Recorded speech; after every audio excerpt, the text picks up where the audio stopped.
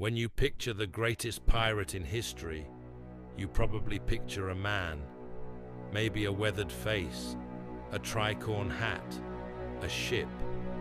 You are thinking of the wrong person. The most powerful pirate who ever lived commanded 80,000 sailors, over 1,800 ships, and brought an entire empire to its knees. Her name was Ching Shih, and almost no one knows who she is. Ching Shih was born around 1775 in China. She had no family name anyone bothered to record. She worked on a floating brothel in the Pearl River Delta near Canton. This is where her story begins, and where most people would have expected it to end. In 1801, a powerful pirate named Zheng Yi came aboard. He was already in command of a significant fleet. He wanted to marry her. She agreed, but only on her own terms. She negotiated an equal share of his fleet and his profits before she said yes. That negotiation alone tells you everything you need to know about Ching Shih.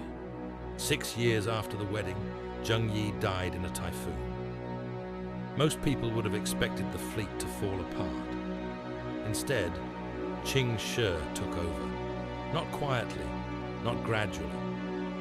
She moved immediately, securing loyalty from the captains before anyone could challenge her. Within months, she was the undisputed commander of the Red Flag Fleet, the largest pirate organization in recorded history.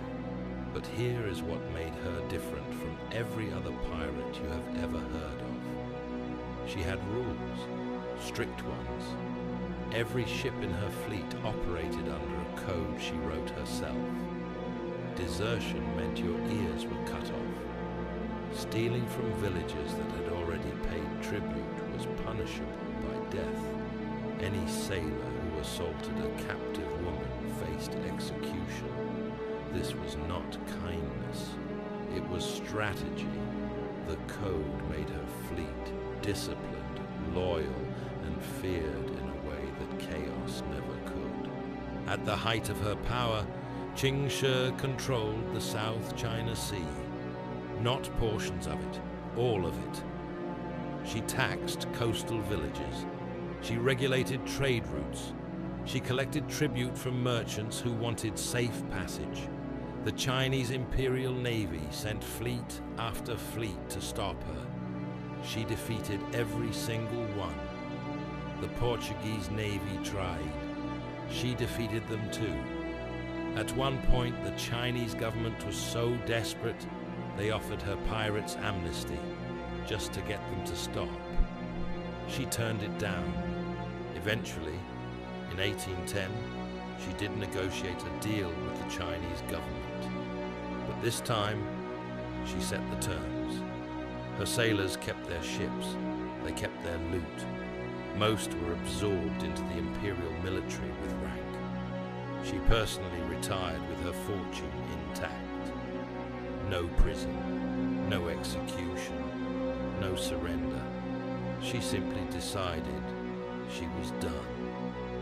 She spent the rest of her life running a gambling house and a salt smuggling operation. She died in 1844 at around 69 years old, of old age, peacefully. That might be the most remarkable part of this entire story. Blackbeard terrorized shipping lanes for 2 years before he was caught and killed.